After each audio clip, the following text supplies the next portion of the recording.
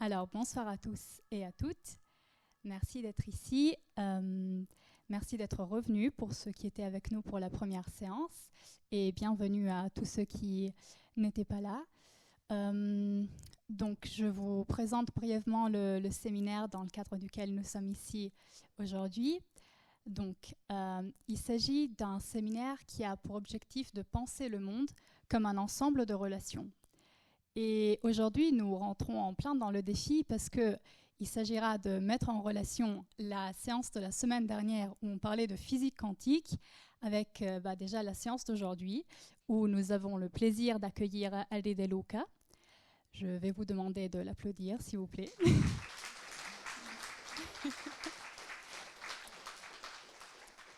On est très très content de t'avoir ici avec nous. Et je pense que vous le connaissez déjà tous, mais pour ceux qui ne le connaîtraient pas, Alde De Luca est donc écrivain et est-ce qu'on peut dire activiste aussi? Pas trop. Disons dans tous les cas qu'il est engagé dans un certain nombre de questions sociales, culturelles, environnementales, dont nous allons essayer de parler aussi ce soir. Donc, ce soir, nous allons parler du thème donc, de la relation en nous concentrant surtout sur la relation entre les générations. Parce que, en fait, nous allons partir d'un certain nombre de tes écrits, de tes livres en particulier. Et disons que j'ai l'espoir, peut-être quelque part le suspect, que tes livres, en fait, en partie, tu les écris aussi pour nous les jeunes, les nouvelles générations, qui essayons de mettre de l'ordre dans ce monde compliqué dans lequel nous sommes et qui en même temps cherchons à changer cet ordre constamment, à remettre tout en question, à imaginer le monde différemment. Et c'est aussi en partie ce que nous essayons de faire ce soir. Donc, avant de te passer la parole, je voudrais te poser une question. Eh bien, dans tes livres, en particulier, je viens de terminer, et je pense que c'est un de mes préférés dans l'absolu, Les Regole dello Shanghai. J'ai absolument adoré. Donc on va commencer par là. Pour tous ceux qui ne l'auraient pas lu, on ne va pas vous le raconter, mais je vous le conseille vraiment vivement. Et oh, mais vous pouvez le lire en italien. Alors, à plus grande raison encore, on va vous faire un teaser de ce livre, où justement, il est question de deux personnages qui appartiennent à deux générations différentes. Et dans ce livre, dès le début, en fait, tu t'adresses directement au lecteur dans une préface et tu leur dis que le livre qu'ils vont lire parle du monde actuel. Donc, il s'agit du Novecento, du 1900, mais c'est le monde actuel. Et alors, je voulais te demander justement, dans tes livres, tu parles du monde actuel, tu parles du monde tel qu'il est aujourd'hui, tel que nous le vivons aujourd'hui, tel que nous en faisons partie. Et pourtant, tu ne pars pas toujours de faits d'actualité. Et pourtant, tu parles beaucoup de mémoire. Tu laisses souvent tes personnages à la fin de tes livres en train de regarder vers l'avenir. Et alors, je voulais te demander, comment est-ce qu'on parle du monde dans lequel nous vivons, sans parler nécessairement d'actualité? Comment est-ce qu'on raconte la vérité sans nécessairement être toujours forcé de parler d'actualité? Je peux répondre comme lecteur plutôt que comme écrivain. Donc, je trouve dans des livres anciens des morceaux qui me regardent, moi personnellement. Jamais ils pouvaient s'imaginer de pouvoir s'adresser à moi, non, à des siècles à distance, mais qui arrivent à me faire sortir des choses qui étaient déjà dans moi, mais qui n'étaient pas arrivées à la surface. Et alors c'est comme une extraction vers la surface, et comme reconnaître des choses qui sont dans moi. Et donc dans moi, dans mon époque, dans mon temps.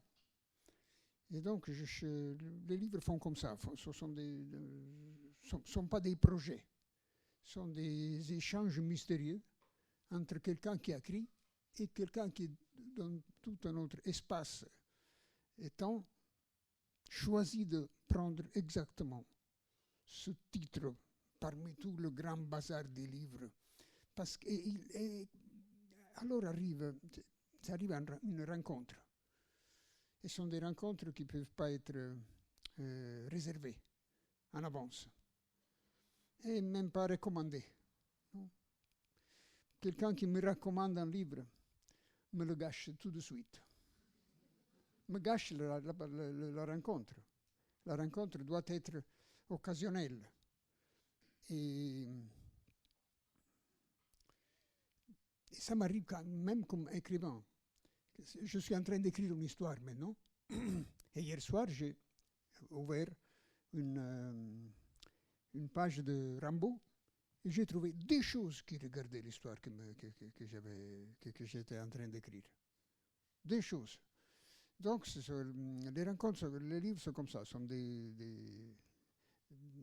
un jeu d'hasard, mais sans aucune intention. Donc, rien à voir avec l'actualité. L'actualité, on la connaît déjà.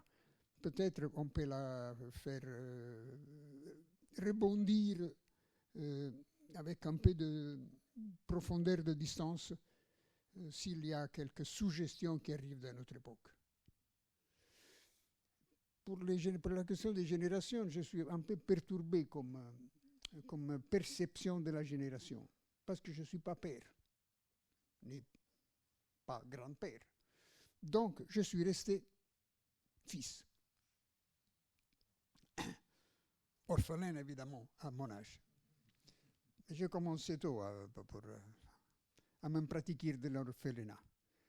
Et donc, je n'ai pas la distance entre les personnes. Je n'ai pas la perception des générations. Pour moi, sont tous contemporains de moi. Un bébé de maintenant comme un centenaire. Nous vivons dans la même époque. Parce que je ne suis pas passé de l'autre côté, du côté père, du côté de quelqu'un qui a une responsabilité et une espèce de dette vers la génération qu'il fait naître. Et donc, c'est comme dans le bistrot, je suis resté du côté consommateur et pas du côté patron. Et comme ça, donc, cette histoire à laquelle tu faisais... d'abord, c'est une histoire entre deux générations apparemment opposées. Celle d'une jeune fille, très jeune fille, 14 ans, et un homme ancien comme moi, de mon époque. Et pendant l'histoire, il est encore pire que moi, il est encore plus vieux que moi. Donc, ce sont des âges opposés. Pour moi, non. Pour moi, la vraie âge opposé est celle de quelqu'un qui est jeune et les adultes. Là, il y a une opposition. Je trouve qu'il y a une opposition frontale. Parce que pour la première fois, cette génération d'aujourd'hui, de jeunesse d'aujourd'hui, ressent son propre futur lié au futur de la planète. Rien de moins que ça. Normalement, quelqu'un pense à son propre futur. Non, un jeune homme pense, mais qu'est-ce que je ferai quand je serai adulte, que je serai plus âgé? Imagine son futur.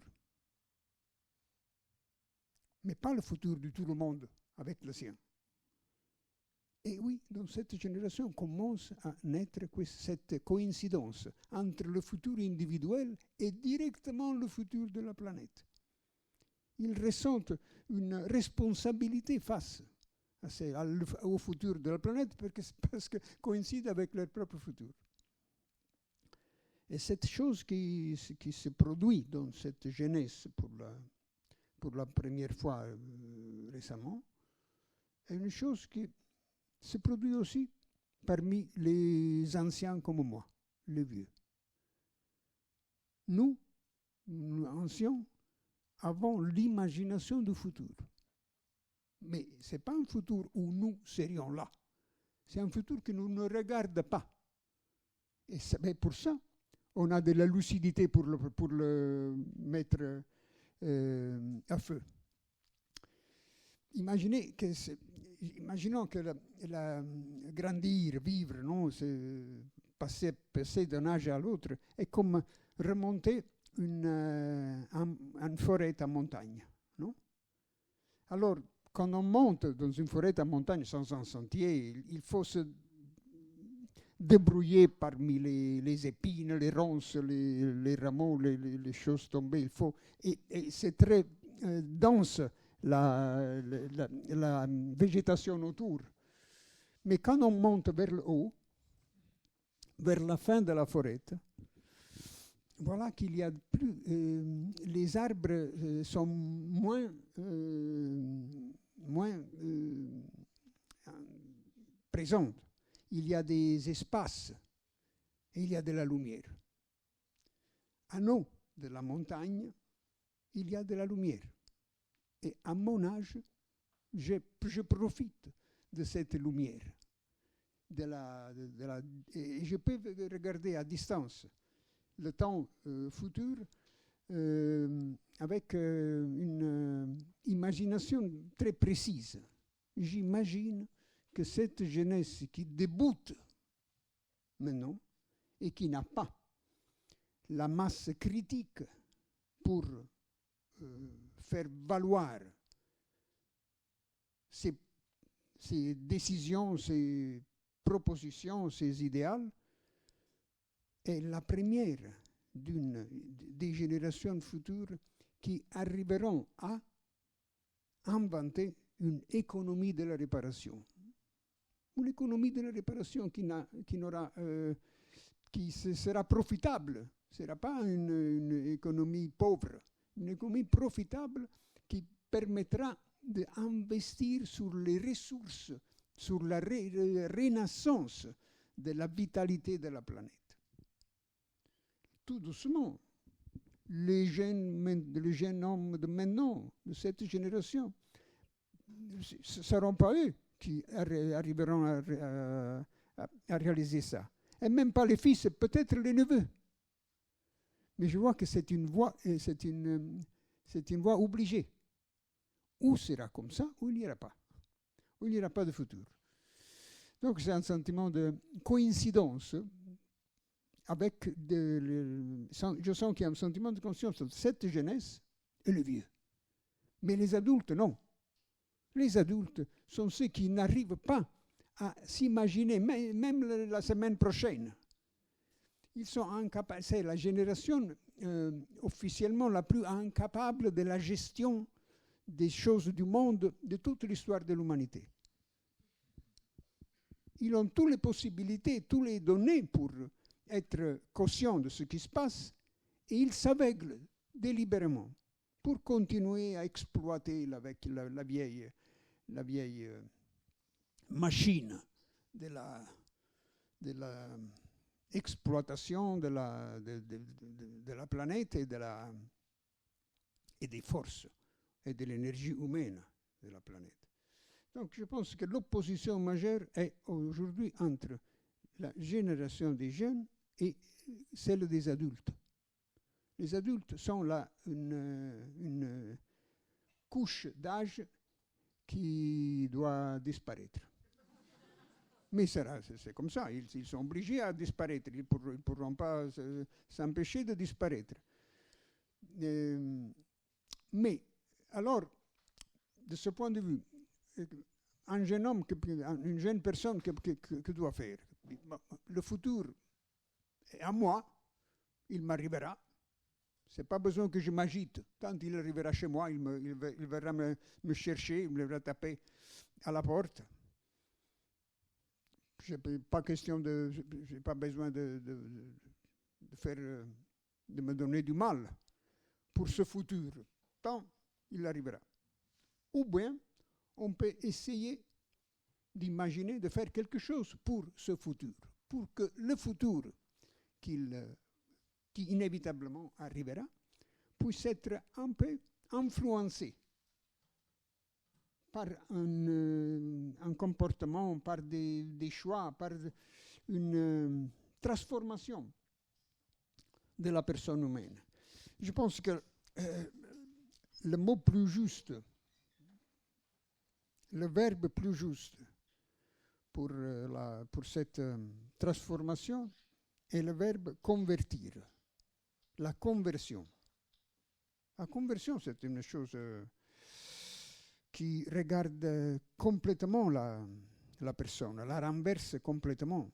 Ce n'est pas une question de faire je choisis celui-là au lieu de cette autre chose. C'est un bouleversement complet de la personne, de l'intérieur, de ses actions. C'est laquelle la plus célèbre des conversions, celle de Saint Paul, non? Saint Paul, qui est le persécuteur de cette petite secte chrétienne, secte hébraïque chrétienne, lui aussi un hébreu, il s'appelle Shaoul. Paolo est devenu la transformation officielle, le changement de nom fait par la postérité. Il s'appelle Shaoul. Alors, il est le persécuteur, il est en train d'aller à Damas pour suivre la persécution de cette secte chrétienne, et tout à coup il tombe. Maintenant on voit dans les tableaux qu'il tombe d'un cheval. Boum, non? Mais dans les Actes des Apôtres, il n'y a aucun cheval, il n'y a aucun attelage, même pas un chariot, rien, il marche à pied. Il tombe face à terre, et l'effet qui lui arrive est d'être resté aveugle pour 3 jours. Après, il recouvre la vue avec l'aide d'un autre qui, lui aussi, c'est un juif qui s'appelle Anania. Anania, en hébreu, veut dire que la divinité a répondu. Shaoul vient du verbe demander, vient du verbe hébraïque demander. Shaoul, ça veut dire le demander. Donc, avec l'aide de cette personne, il recouvre la vue et se produit la conversion. Il est le souteneur, l'inventeur aussi du christianisme. C'est lui qui invente et régularise, organise les localités, les organismes chrétiens dans le monde, dans son monde, le monde de l'époque. Alors, c'est exactement la conversion que je dis. Il faut que le persécuteur tombe face à terre. Cet persécuteur qui est tout l'organisme adulte de cette planète, face à terre, soit reste aveugle pour une période, et après l'aveuglement, il se reconverte. Il invente la conversion. Et ce passage, je pense que c'est exactement comme ça qu'il doit se produire dans l'avenir. Et donc, je me plais de regarder sur cet horizon, qui pour moi est déjà de l'horizon. Mais dès que je suis en haut de la forêt, je regarde plus loin de l'horizon de ceux qui sont plus jeunes et qui n'arrivent pas à regarder loin parce qu'ils sont dans la forêt et donc il y a peu de visuel autour. Puisqu'on parle du futur, j'ai un autre mot à te proposer, complémentaire, qui peut-être vient avant la conversion, le mot de responsabilité. Parce que, en fait, et je vais revenir au livre que j'ai beaucoup aimé et qu'il va falloir que vous lisiez dès qu'il est disponible, en fait, une des grandes transformations presque une conversion peut-être, qui arrive dans ce livre, et le moment où chacun des deux personnages commence à ressentir, sans rien vous dévoiler de la fin bien sûr, une forme de responsabilité pour l'autre.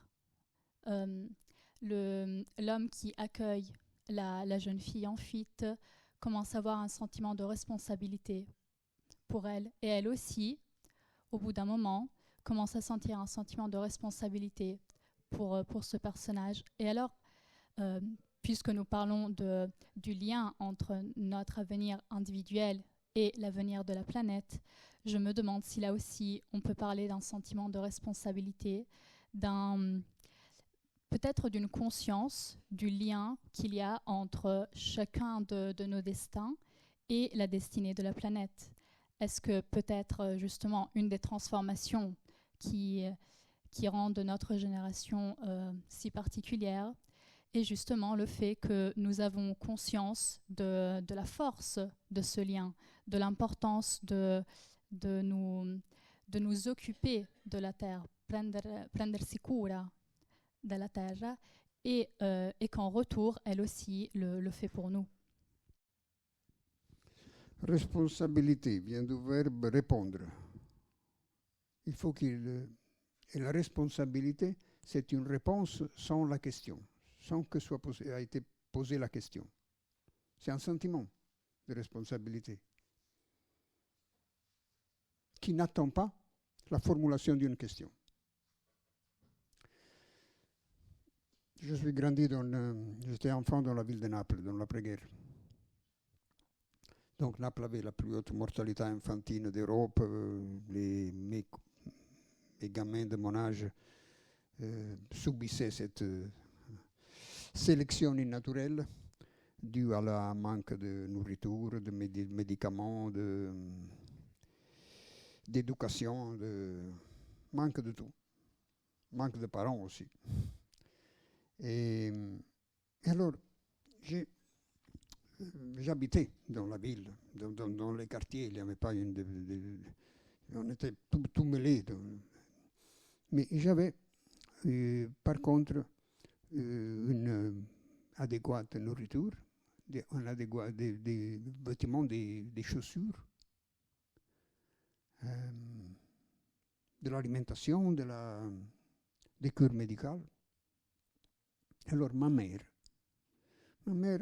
continuellement me montrait la différence entre ma condition et la condition des autres enfants. Me l'indiquait, mais pas pour me culpabiliser, non. Le sens de la culpabilité, de toute façon, n'a rien à voir avec moi. Donc c'est un sens que je suis né mutilé de ce sens. Je n'ai pas le sens de la culpabilité.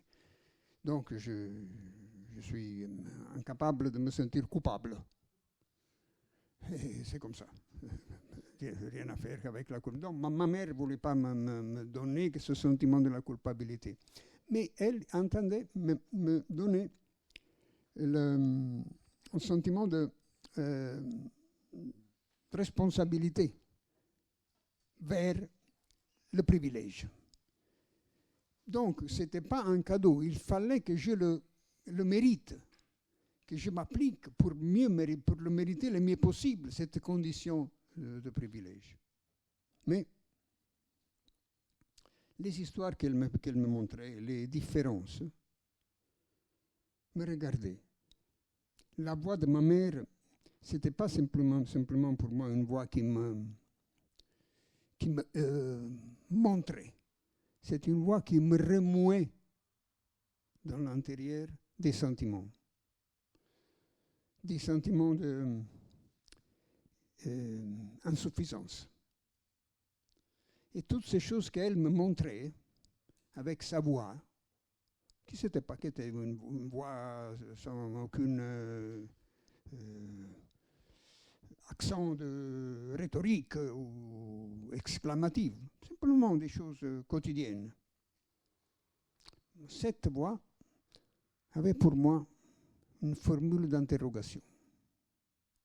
Ça veut dire que il n'y avait pas dans le format de la voix l'interrogation point d'interrogation final. Mais je le ressentais. Je sentais ce point d'interrogation qui était fait exactement comme la maçon, non? Fait à la maçon, qui piquait dans mes fibres nerveuses et me transmettait ce sentiment d'incapacité et de devoir de répondre. Et alors, quand je suis devenu plus jeune, je suis devenu adulte, doucement, j'ai essayé d'inventer des réponses.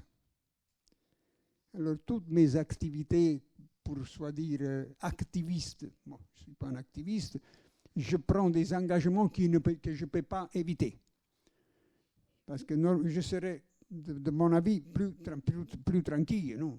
Je préférerais pas ne pas me mêler des histoires autour de moi. Mais cette éducation sentimentale de ma mère m'a continuellement fait surgir la nécessité d'inventer une réponse aux choses. Quand j'étais jeune, j'ai eu une chance énorme parce que ma génération inventait une réponse. C'était magnifique. Ce n'était pas moi que je devais m'efforcer d'inventer une réponse. Toute une génération, ma génération était toute dans les rues, avait déjà entamé la réponse publique. Donc, pour moi, a été simplement suffisant de descendre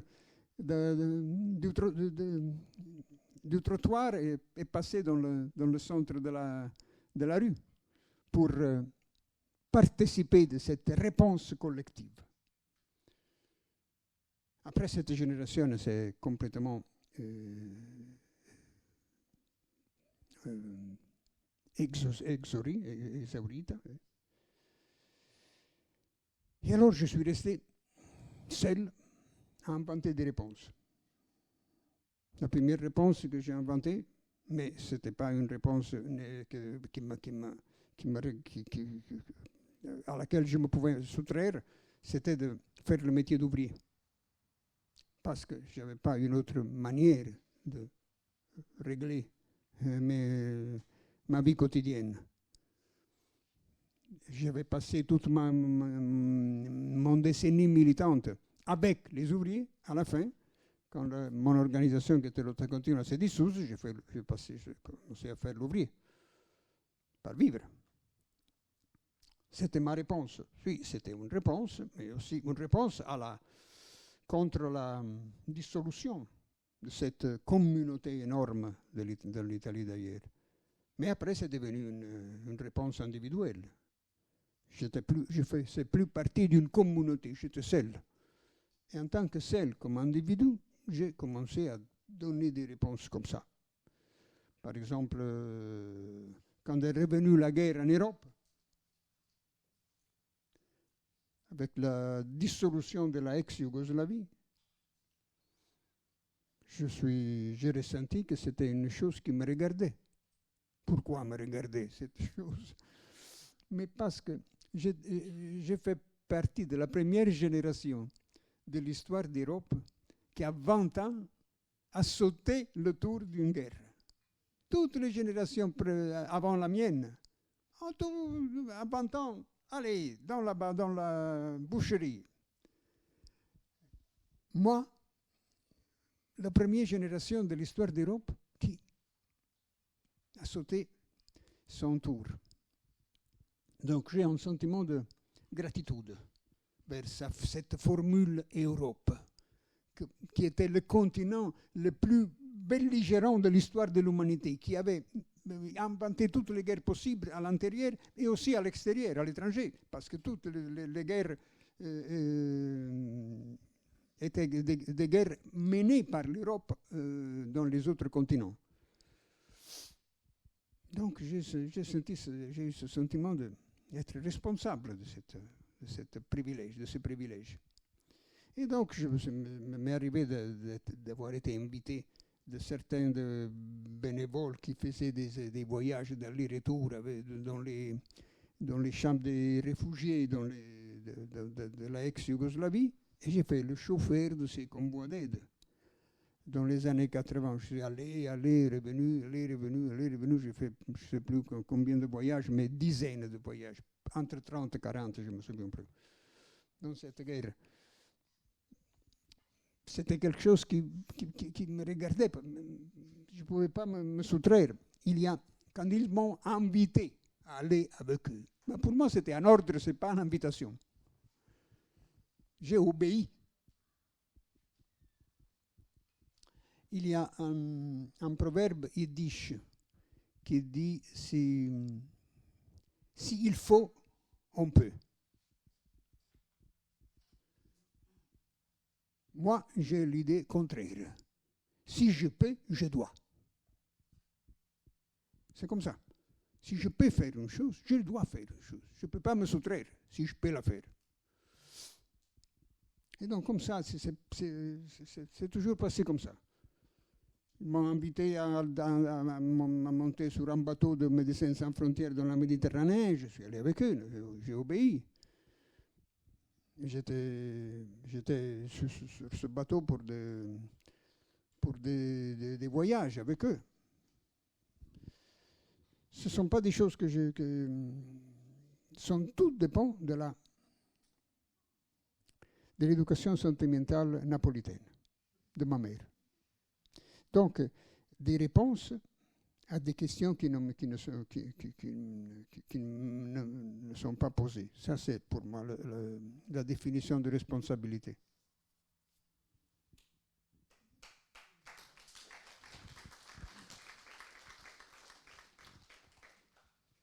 Ça sert pour réveiller quelqu'un qui sait. Donc, en fait, si je comprends bien, tout est parti de la force d'une voix qui te parlait à toi. Et alors, je voudrais savoir, est-ce que tu penses que c'est comme ça, que non seulement individuellement, mais comme société peut-être, est-ce que c'est comme ça que nous entrons dans des causes? Est-ce que c'est comme ça que nous nous mettons en mouvement, en fait? Est-ce que tout commence par une voix? Est-ce que tout commence par une rencontre? Tu disais aussi que quand tu écris tes propres livres, les rencontres que tu fais dans les livres des autres te poussent aussi dans ton écriture. Et alors, vu que nous parlons ici de relations, vu que l'objectif de cette soirée, c'est aussi de créer une rencontre entre nous tous qui sommes là, je voulais savoir quel est à ton avis le pouvoir qu'a une rencontre pour nous mettre en mouvement en tant qu'individu, mais aussi pour nous mettre en mouvement ensemble dans la rencontre. Mais la rencontre dépend des circonstances collectives qu'il y a autour. J'ai fait partie d'une génération et d'une époque où les petites histoires mineures étaient continuellement perturbées par l'histoire majeure.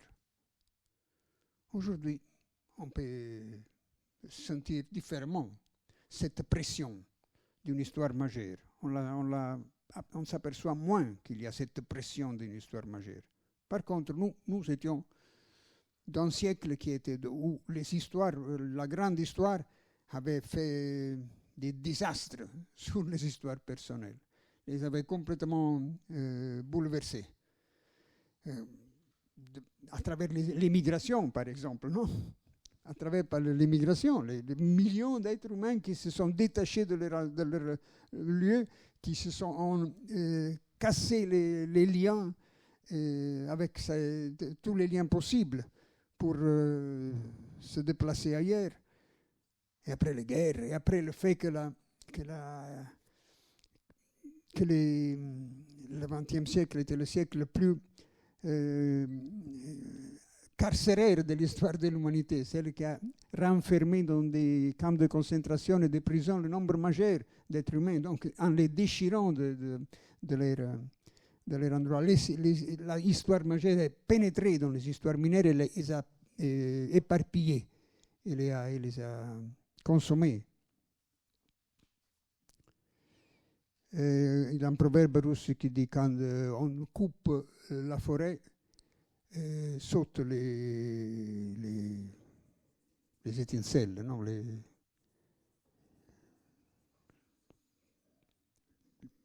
petits bouts de bois sautent par l'air. Et il y a toujours eu ce bruit de fond de la coupure de la forêt dans le XXe siècle. Et nous étions les éclats. Voilà. Donc c'est...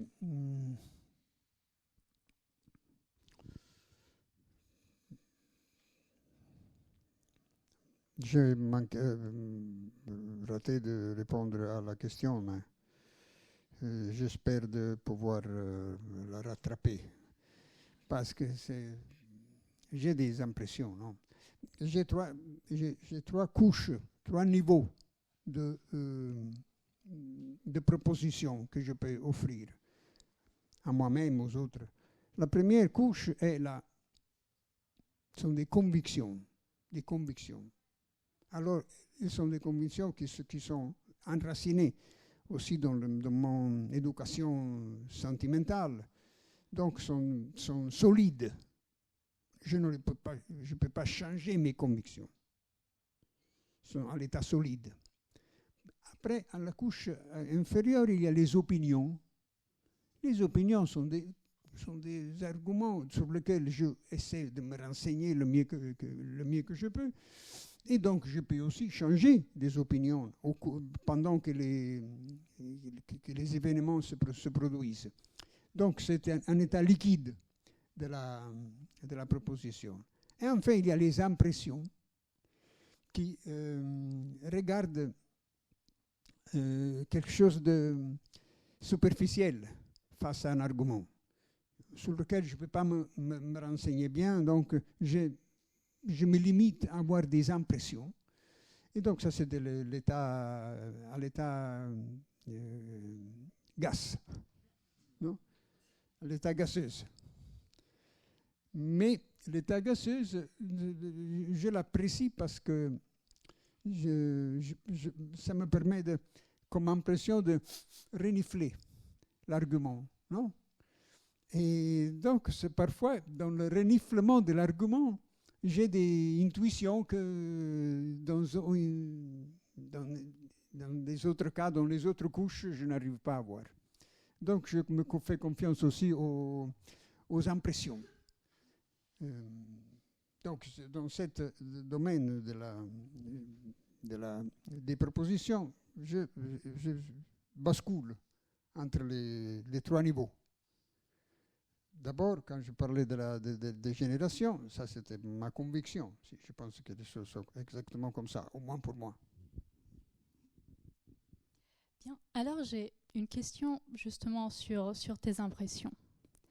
Parce que pour ceux qui ne le sauraient pas, Eri De Luca, en plus de son activité d'écrivain, a aussi une activité justement liée à la montagne, liée à la rencontre avec la nature. Et vu que nous parlons de la grande histoire, des grandes causes qui remuent notre monde aujourd'hui, je voulais savoir justement si tu as une impression à partager avec nous sur le rapport que nous avons aujourd'hui avec la nature qui a bien évidemment changé dans le dernier demi-siècle. Et je me demandais si tu devais nommer parmi ces changements un élément qui justement a une odeur différente des autres, qui, à ton avis, il serait important d'identifier dans notre relation avec, non seulement avec les personnes qui habitent notre monde, mais vraiment avec la Terre, avec le reste du vivant. Qu'est-ce que tu pointerais? Impression, je fais une différence entre nature et ambiance. Ça veut dire que pour moi, nature est où il n'y a pas la présence humaine, il n'y a pas de présence humaine, ou une présence presque insignifiante, ou l'ambiance, la nature est écrasante à la grande majorité de son espace, sans nous. Alors quand je vais en montagne, je entre dans un espace qui regarde la nature, où il n'y a même pas les arbres, il n'y a que le royaume minéral des montagnes. Des montagnes qui sont avec leur histoire magnifique, qui vient de la profondeur de la mer. Ils sont sortis de la profondeur de la mer, cette montagne. Ont été poussés par des énormes forces souterraines à se soulever, à sortir de l'eau. C'est pour ça qu'on trouve des coquillages dans les rochers. Il y a un philosophe grec qui essayait de s'expliquer qu'est-ce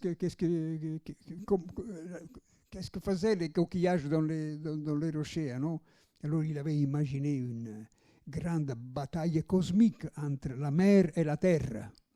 Et alors la terre avait gagné, avait repoussé la mer loin de son domaine. C'est une magnifique explication.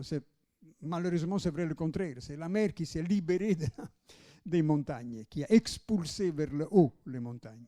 Donc là, les montagnes sont des endroits où je peux regarder la terre comme était avant nous, avant notre présence, et comme peut-être sera après notre présence.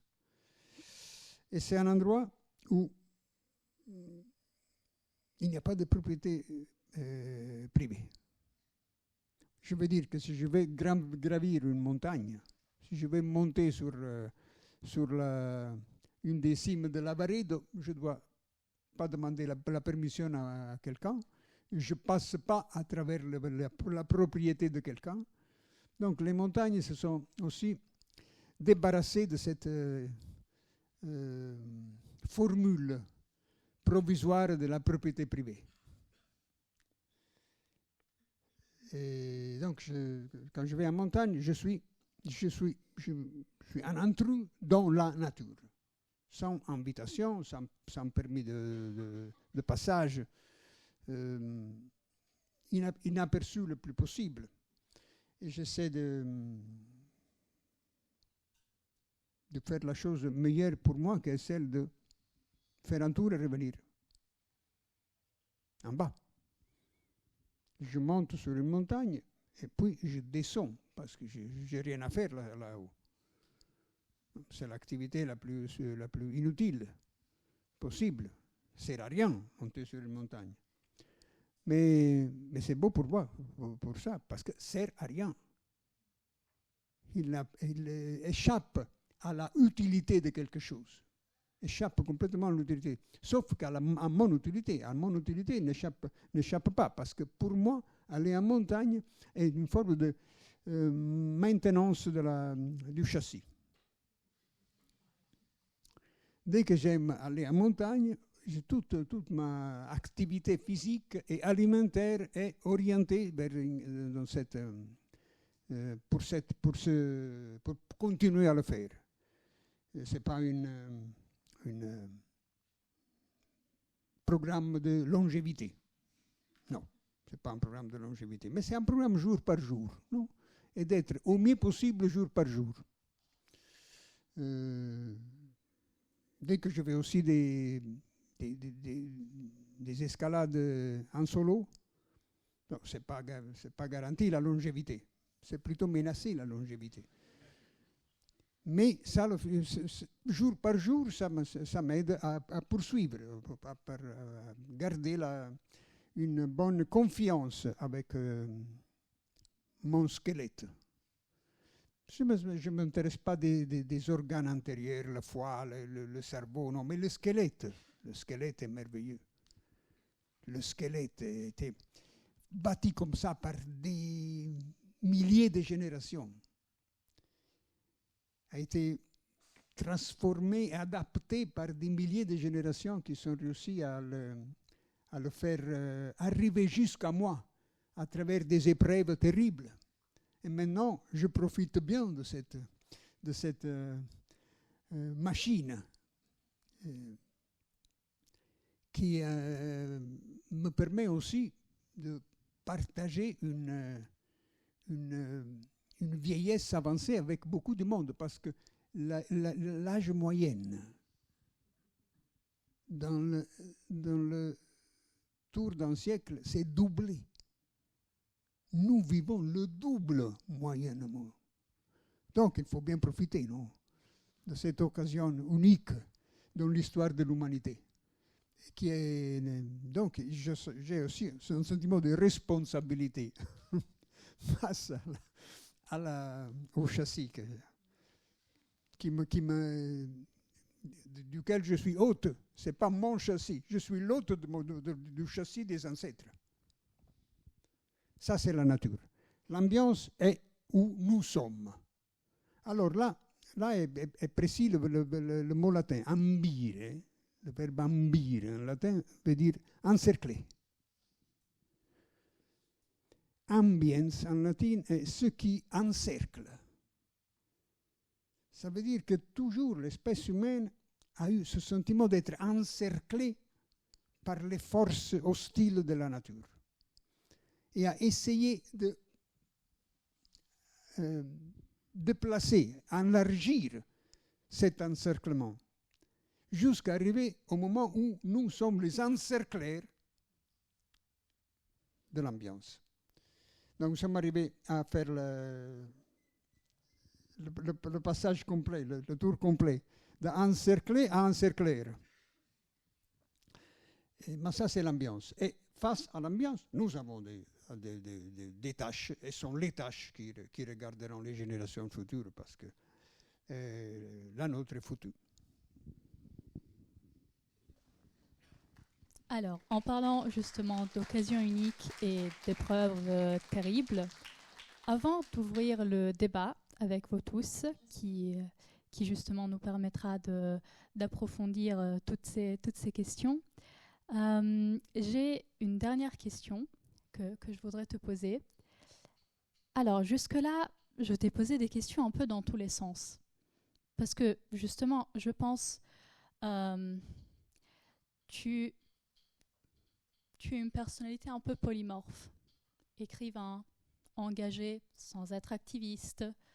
Tu as aussi ton activité d'entretien liée à la nature. Et je voudrais savoir, est-ce que dans tout ça, est-ce que tu te définirais comme un intellectuel? Parce que nous avons la chance d'être ici dans cette école qui a pour mission historique de former des intellectuels, de former des professeurs, de former des penseurs. Sauf que dans le monde, dans la société telle qu'ils sont aujourd'hui, on ne sait plus trop quoi faire des intellectuels, en fait. Parce que les problèmes que nous avons de l'environnement jusqu'aux problèmes sociaux demandent une action immédiate, demandent qu'on trouve des solutions. On n'a presque pas le temps de penser. Alors, la question se pose de savoir quoi faire de tous ces intellectuels qui pensent alors qu'on a besoin de solutions immédiatement, de tous ces intellectuels qui prennent encore le temps d'écrire. Et je voulais savoir justement si tu pouvais nous aider à imaginer à quoi est-ce que cela pourrait ressembler, la place, le rôle des intellectuels dans le monde d'aujourd'hui, dans le monde que nous sommes en train de préparer pour demain aussi. Et donc, je me limite aux intellectuels de l'écriture, non? Philosophes, poètes, le théâtre, comme ça. Parce que sinon, il y a des intellectuels dans la peinture, dans la sculpture, dans le cinéma, dans le théâtre, dans tous les domaines de la... Donc, je me limite à ce... Et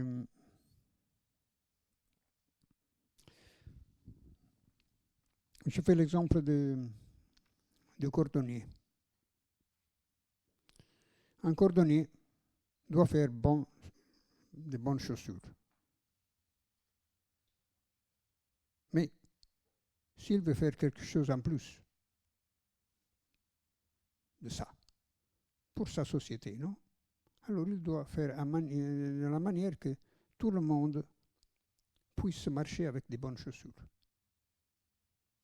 S'empeigner, c'est s'engager pour ça. Pour que tout le monde puisse avoir un bon paire de chaussures. Nous, comme notre domaine est la parole, alors d'abord, nous devons bien faire les pages que nous écrivons. Mais si nous voulons faire quelque chose en plus que ça, nous devons faire en manière que tout le monde puisse aller avec des mots, puisse faire circuler ces mots. Mais tout le monde, pas mes collègues écrivains qui se trouvent en difficulté, pour quelques raisons. Qui écrit assume la possibilité d'être poursuivi et d'être persécuté. C'est normal, c'est comme un soldat qui va en guerre, il accepte de pouvoir mourir. C'est des risques du métier.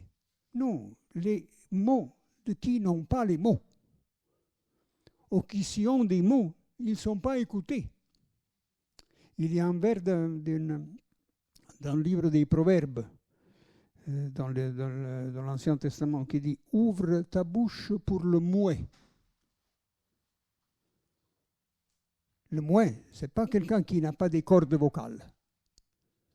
C'est quelqu'un une communauté qui se trouve à devoir se battre pour obtenir quelque chose ou pour se défendre dans une situation d'oppression de la part de l'État, des entreprises.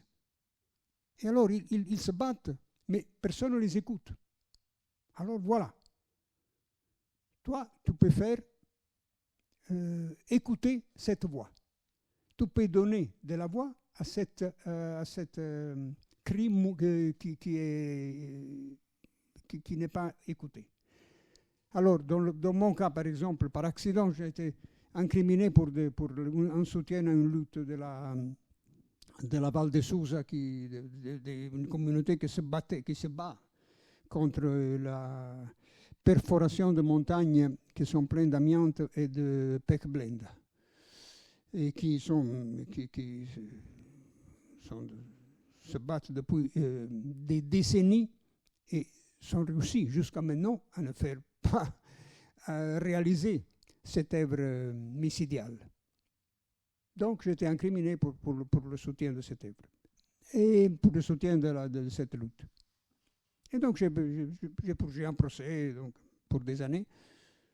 L'effet a été que les raisons de cette lutte, à travers mon cas personnel du procès, ont été plus connues, ont été plus discutées. On a eu plus d'écoute publique. Alors, qu'est-ce que j'ai fait par accident sans le vouloir? D'avoir donné de la voix à des raisons qui n'étaient pas écoutées. Donc, c'est pas que j'étais leur porte-parole. Il avait très bien la parole. Mais qu'est-ce que je faisais alors? J'étais l'amplificateur.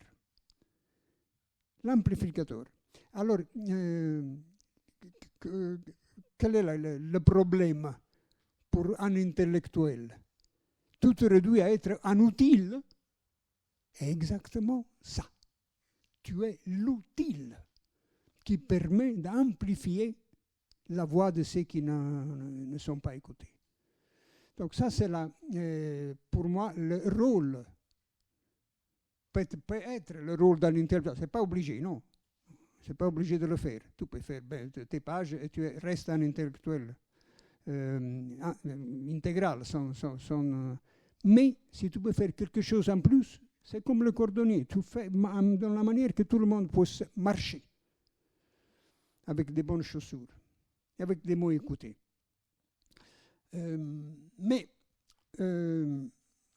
à la question que tu me poses intellectuelle, j'ai un point de riferimento, come on dit, qui est Pasolini. Non, Pasolini. Qu'est-ce que faisait Pasolini? écrivait ses histoires, exprimait ses opinions. Mais ces opinions n'étaient pas les miennes. Je ne les partageais pas. Mais quel était l'effet? De permettre à moi de préciser mon opinion contraire à la sienne, solliciter mon point de vue, qui était en contraste, qui n'était pas quelqu'un qui voulait être accueilli et être le plus possible apprécié par la majorité. Il traçait comme une extrémité de l'argument. Il exagérait son point de vue incondivisible pour permettre à moi de formuler une idée plus précise. Mais que j'avais... D'abord, j'avais une impression. Et après, j'avais une idée plus précise. Était devenue une opinion.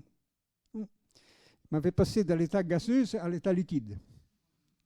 Ça, c'était un intellectuel pour moi. Le rôle d'un intellectuel, ce n'est pas que d'être condivisible. Non, que tout le monde est d'accord avec lui. Le contraire. La majorité doit être en désaccord avec lui. Mais un désaccord qui est utile pour qui a besoin de se former une opinion. En plus, Pasolini, qui n'était pas d'accord avec Lotta Continua, Pasolini a accepté de faire le directeur responsable de Lotta Continua. À l'époque, il fallait avoir un directeur responsable qui était inscrit dans l'albo des journalistes, dans l'ordre des journalistes, l'ordre professionnel des journalistes. Personne de nous avons un journal qui s'appelait Lotta Continua, qui était un quotidien, et personne de nous avait été journaliste. Donc nous avions toujours besoin de quelqu'un qui s'exposait comme directeur responsable. Être responsable de Lotta Continua signifiait recevoir une tonne de dénonciations et de procès qui s'ouvraient. Et beaucoup de journalistes ont fait ce travail. Beaucoup de journalistes ont prêté leur signature pour permettre au journal de sortir. Et les procès étaient tous à l'époque, il y avait aussi des avocats qui défendaient gratuitement les journalistes incriminés, aussi défendaient régulièrement et gratuitement tous nos camarades incarcérés. C'était l'époque qui était comme ça, c'était une époque du gratuit. Et donc, pour terminer mon point de vue, je n'aurais pas été capable de faire ce qu'a fait Pasolini vers un journal comme Lotta Continua. Si quelqu'un aujourd'hui me posait cette question, je peux tout simplement soutenir les personnes avec lesquelles je partage des convictions et des luttes, des batailles. Donc je ne suis pas à l'auteur du mot intellectuel parce que je ne ferai pas ce que Pasolini a fait avec Lotta Continua.